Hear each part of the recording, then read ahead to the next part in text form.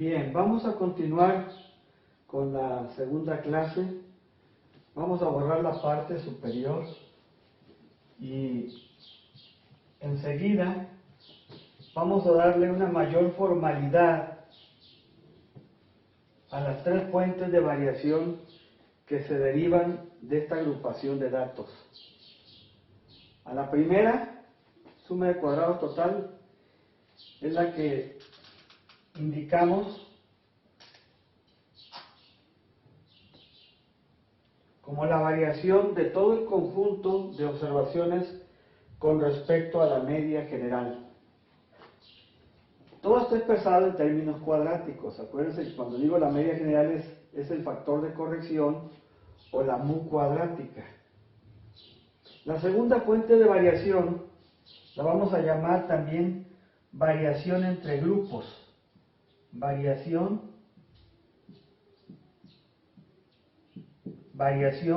entre grupos. Algunos autores la ponen como variación entre grupos. La voy a escribir sin puntos, tal y como está allí. Y la variación del error, esa está constituida por la variación dentro de grupos. Variación dentro de grupos. Vamos a llamarle variación dentro de grupos. ¿Ok? La variación entre grupos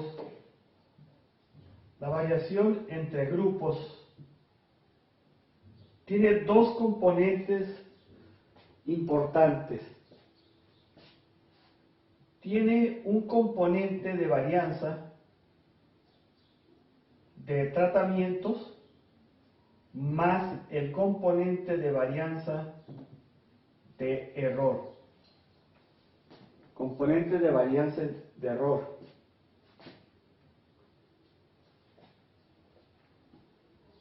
La variación dentro de grupos es, como dijimos la clase pasada, es netamente aleatoria o es la varianza del error. Es el componente de varianza de error. La relación entre ambos componentes de varianza, entre grupo y dentro de grupo, da la F calculada que ustedes debieron haber conocido en el curso previo. F calculada es igual a variación entre grupos sobre variación dentro de grupos, o lo que es lo mismo, tal y como lo formalizamos anteriormente, componente de varianza de tratamientos más componente de varianza del error sobre el componente de varianza del error. Ya podemos ir borrando para limpiar el espacio y ahorita vamos a formalizar algo más.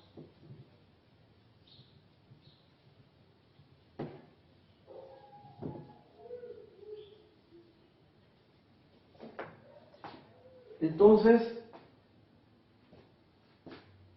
cuando el componente de varianza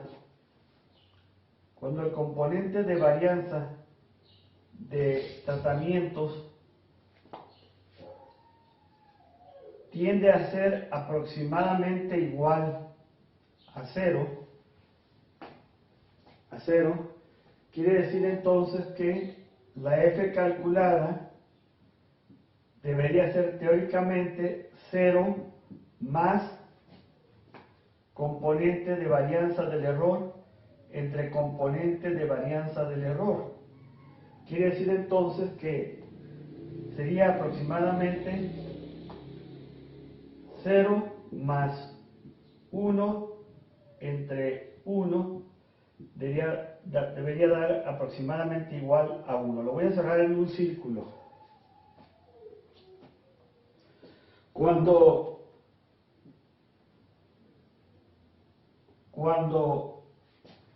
el componente de varianza, perdón, aquí hay que ponerle componente de varianza, estaba equivocado esta parte de arriba. Componente de varianza de tratamiento es igual a 1 o aproximadamente igual a 1, entonces la f calculada debería ser aproximadamente 1 más 0 entre 0, y esto tiende, le voy a poner con una doble flecha, tiende a infinito. ¿Qué quiere decir esto? Bueno, lo que quiere decir esto es que el valor de f calculada debe ser aproximadamente menor o igual a infinito y mayor o igual a 1. Allí tenemos el dominio o el rango en que el valor de f calculado debería estar. Quiere decir que teóricamente nunca deberíamos de tener valores de f calculada menores a 1, pero tampoco llegaría a ser infinito, porque raras veces tenemos un error de 0. Puede ser cercano a 0, pero nunca llega a 0. Bien, sin embargo, la clase anterior nosotros establecimos que se sacan 3 fuentes de variación: la suma de cuadrados total, la suma de cuadrados de los tratamientos, y a partir de la suma de cuadrados total menos la suma de cuadrados de los tratamientos, obtuvimos como un residuo la suma de cuadrados del error. Solamente me falta formalizar algo más para llegar a un concepto que le vamos a llamar nosotros análisis de varianza. Pero antes de llegar a eso, quiero formalizar varios conceptos teóricos. Vamos a ir borrando poco a poco. Voy a borrar estos 2 primeros renglones y quiero primeramente formalizar el concepto de tratamiento.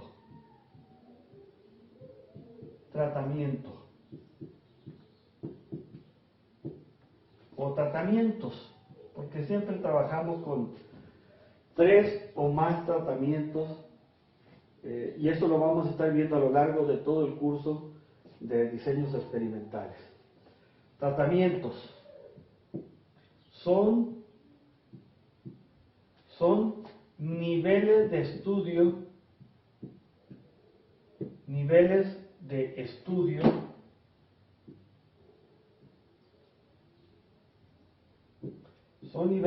estudio que aparecen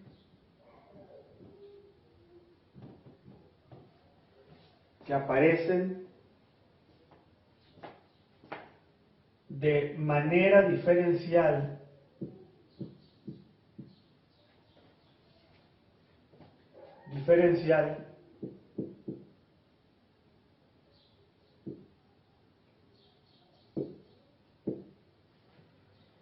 entre los grupos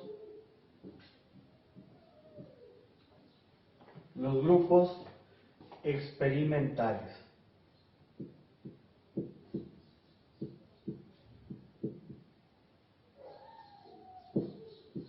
La clase pasada, de manera simbólica, establecimos este ejemplo donde hablábamos de diferentes tratamientos, es decir, diferentes tipos de fertilizante foliar aplicados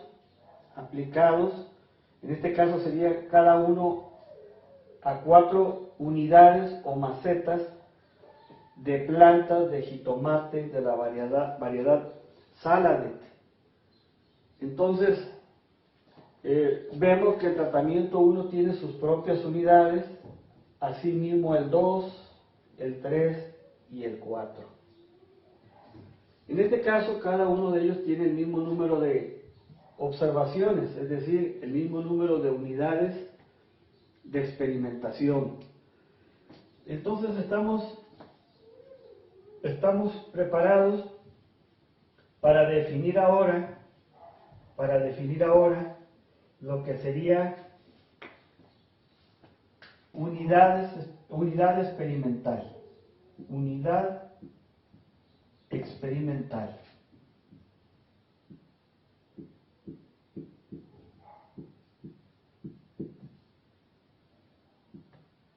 Unidad experimental.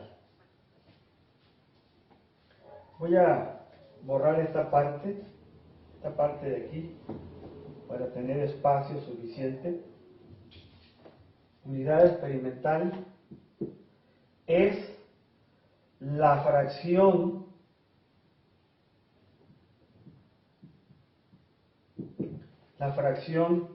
más pequeña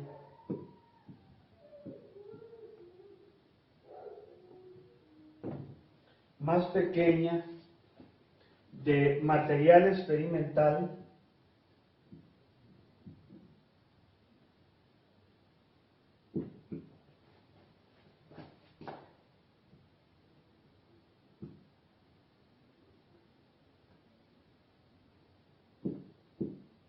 a la que se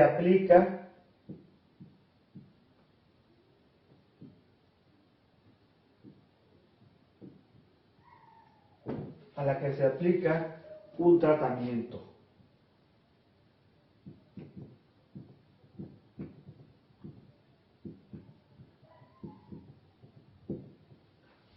Un tratamiento determinado.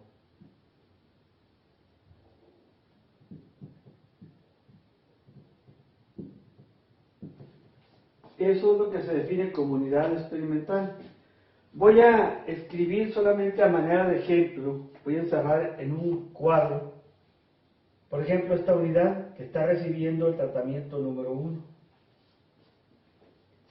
En este caso nosotros tenemos 4 tratamientos y 4 unidades por tratamiento. Entonces tenemos 4 por 4, 16 observaciones en total en ese experimento, o 16 unidades experimentales. Voy a formalizar el concepto de grupo experimental. ¿Qué es entonces un grupo experimental?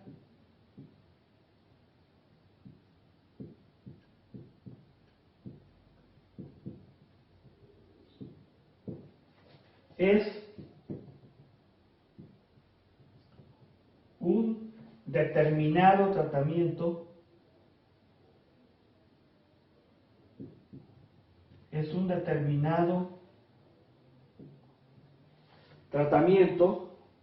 con su respectivo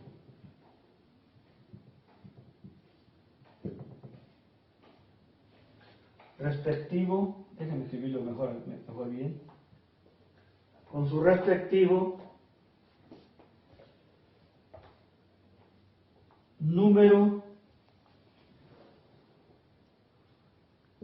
de unidades. Voy a escribir por última vez unidades experimentales y luego lo voy a asignar de una manera más simple, con un respectivo número de unidades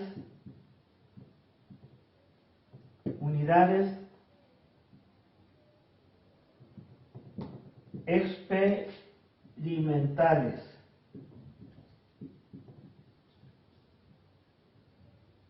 ¿De acuerdo? Eso es un grupo experimental.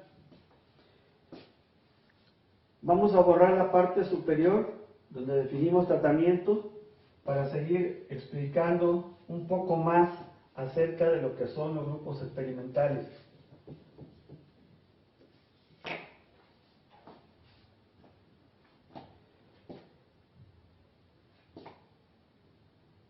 Al número de unidades experimentales, ojo, voy a escribir aquí UE. Siempre que vean UE, significa unidades experimentales. ¿Queda claro? Al número de unidades experimentales por tratamiento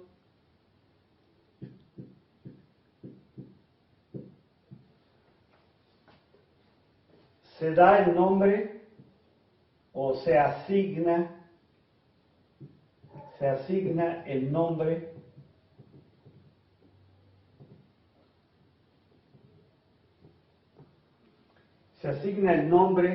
de repeticiones.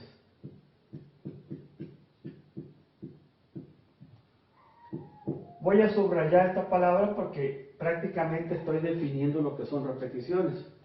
Entonces, el número de unidades experimentales por tratamiento recibe el nombre de repeticiones. Estas repeticiones son útiles porque nos permiten sacar las tres fuentes de variación que hace un momento explicamos a partir de este conjunto de tratamientos con sus respectivas repeticiones o unidades experimentales. Entonces ya tenemos el concepto de tratamiento, tenemos el concepto de unidades experimentales o unidad experimental. Quiero aclarar que cada unidad experimental para cada uno de estos tratamientos es una respectiva maceta, es una unidad simple. Bien, a partir de estos conceptos podemos nosotros también escribir un concepto más, lo que sería un diseño experimental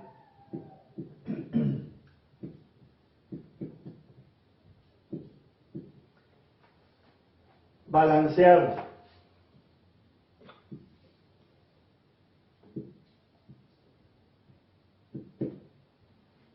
Es aquel, póngale acento en la E porque está como pronombre, es aquel donde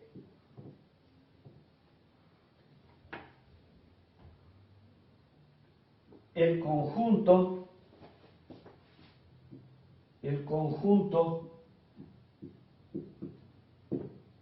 de los tratamientos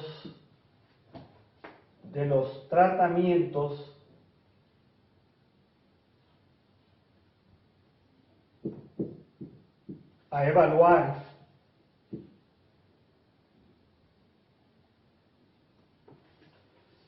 ojo, recibe cada uno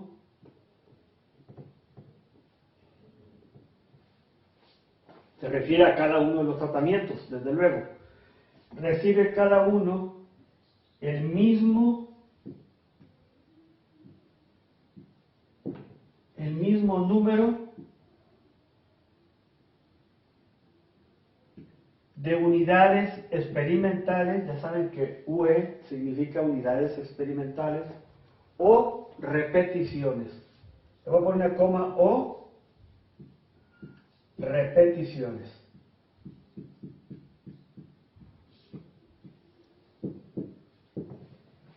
En este caso, tenemos un modelo balanceado porque tenemos 4 tratamientos y cada tratamiento o a cada tratamiento le asignamos 4 unidades experimentales a cada uno de ellos o repeticiones también. Entonces, eso es el modelo balanceado. La palabra número va acentuado. Si por ahí se me pasa alguno, ustedes corríjanlo, deben tener buena ortografía.